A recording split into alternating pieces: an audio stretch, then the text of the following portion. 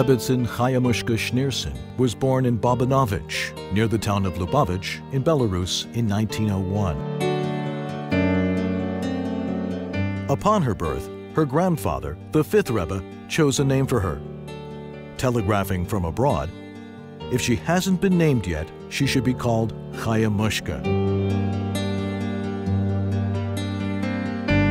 Her childhood was spent at the seat of the Lubavitch movement as the granddaughter and daughter of generations of the revered Rebbes of Chabad.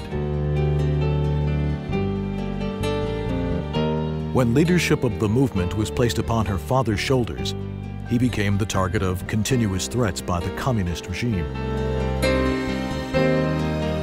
With uncertainty hanging over him, he entrusted his middle daughter with the power to conduct all legal transactions on his behalf.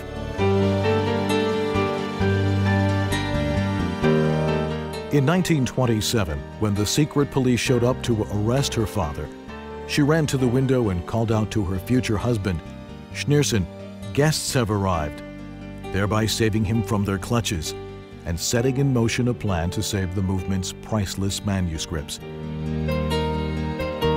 When her father's death sentence was commuted to exile, it was Haya Mouchka who accompanied him on the lonely journey. A year later, the young woman who was nurtured on the knees of great Rebbes and Rebbetzins married the person who would become Rebbe himself. The couple settled in Berlin, where they maintained a decidedly non-public life, suiting both of their modest personas. In 1933, they fled to Paris. The Rebbetsen would reflect fondly upon this period. When the Nazis were approaching France several years later, they were compelled to flee again.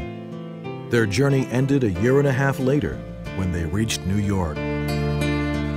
The Rebbetsen, with her husband, had arrived to the side of her esteemed father. As people began to take note of the reserved young man who had been appointed to lead Lubavitch's central organizations, his wife continually tried to conceal her regal bearing. Many a store on Kingston Avenue would receive a phone call for a delivery, only to notice at the end that it was Mrs. Schneerson from President Street. In 1950, her father passed away, and the mantle of leadership transferred to her husband.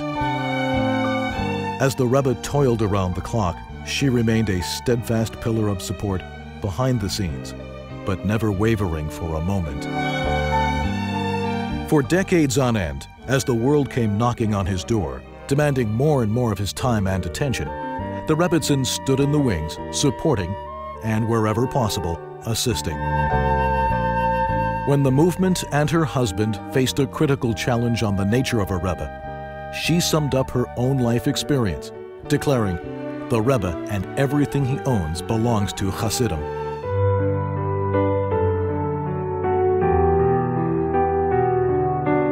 Presented here is the testimony of several of those who knew, or at least observed the Rebbetsen up close, collected as part of the My Encounter with the Rebbe project. Because of her modesty, it is difficult to learn about her life. To this day, those who knew her are still wary of breaching her privacy in some way. Many of our interviewees would not share experiences they considered too personal.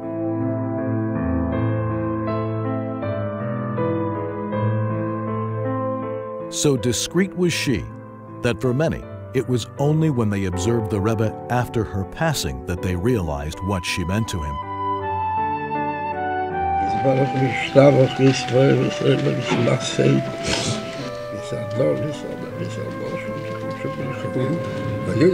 From that day in 1988, on his visits to the resting place of his father-in-law, the Rebbe would often spend a few moments in prayer at her resting place as well. Today, thousands of Jewish women and girls proudly bear her name.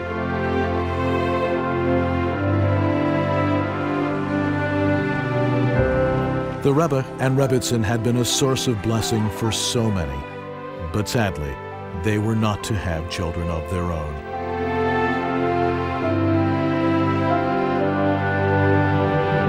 A young boy once visited the Rebbetsen's home and naively asked her, "Rebbetsen, where are your children?" The Rebbetsen responded, "All Chassidim are the Rebbe's children."